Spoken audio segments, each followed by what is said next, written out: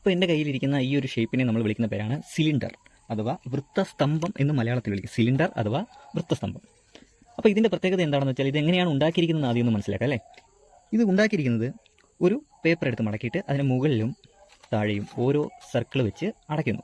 മുകളിൽ ഒരു സർക്കിൾ വെച്ച് അടച്ചു, താഴെ ഒരു സർക്കിൾ വെച്ച് അടച്ചു. ഇപ്പോൾ നമ്മുടെ കയ്യിലിരിക്കുന്ന രൂപത്തെയാണ് സിലിണ്ടർ എന്ന് വിളിക്കുന്നത് അല്ലേ. അപ്പോൾ സിലിണ്ടറിൻ്റെ കേസിലേക്ക് വരുമ്പോൾ സിലിണ്ടറിൻ്റെ വോളിയം എങ്ങനെ കണ്ടുപിടിക്കാം? വോളിയം കണ്ടുപിടിക്കാൻ നമുക്കറിയാം ബേസ് ഏരിയ ഇൻറ്റു ഹൈറ്റ് ആണ്. ഇതിൻ്റെ ബേസ് എന്ന് വെച്ചാൽ ഒരു സർക്കിളാണ്. അപ്പോൾ സർക്കിളിൻ്റെ ഏരിയ എന്ന് വെച്ചാൽ πr² ആണ്. ഇൻറ്റു ഹൈറ്റ് എന്ന് വെച്ചാൽ ഇതിൻ്റെ ഹൈറ്റ് എന്താണ്? h അല്ലേ. So πr² h, πr² into h, πr² h ആണ് ഒരു സിലിണ്ടറിൻ്റെ വോളിയം.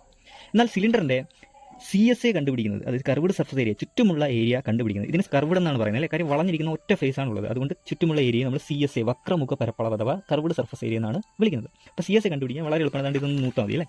ഇതിങ്ങനെ ക്ലോസ് ചെയ്താൽ ഇത് ഈ സർക്കിളിൻ്റെ എന്താണ്? ചുറ്റളവാണ്, പെരിമീറ്ററാണ്. ഈ സർക്കിളിൻ്റെ പെരിമീറ്ററാണ് ഈ സൈഡ് അല്ലേ.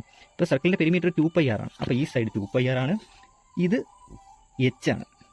സോ 2πr h കൂടെ മൾട്ടിപ്ലൈ ചെയ്ത് കഴിഞ്ഞാൽ ഈ ചുറ്റുമുള്ള ഏരിയ കിട്ടുമല്ലോ. ചുറ്റുമുള്ള ഏരിയ നിവർത്തി കഴിഞ്ഞാൽ ഒരു ചതുരാണ് അല്ലേ. So length into breadth means 2πr into h. CSA എന്ന് വെച്ചാൽ 2πr ഇൻറ്റു h, 2πrh ആണ്. ഇനി ഇതിന് TSA അഥവാ total surface area. Total surface area കാണാൻ ചുറ്റുമുള്ള ഏരിയ നമുക്കിപ്പോൾ കിട്ടിയല്ലേ 2πrh. അതിന് മുകളിൽ ഒരു ഫേസും ഉണ്ട്, അതായത് ഒരു πr² വരും, താഴെ ഒരു πr² വരും അല്ലേ. അപ്പോൾ എല്ലാ ഫേസുമായി എല്ലാ ഭാഗവും നമ്മൾ കവർ ചെയ്തു. Total surface area 2πrh plus മുകളിൽ ഒരു πr², താഴെ ഒരു πr², അതായത് 2πr².